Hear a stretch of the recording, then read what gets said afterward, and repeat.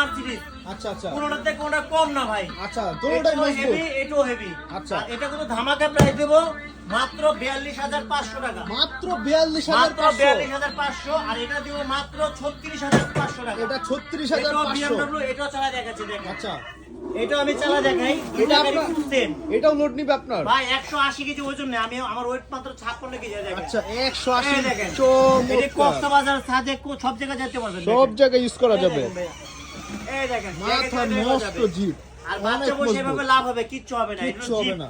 BMW jeep. একদম BMW আর এটা কিন্তু ভাই দেওয়া আছে। দেখেন ডোরটা কিন্তু উপর দিয়ে খুলবে।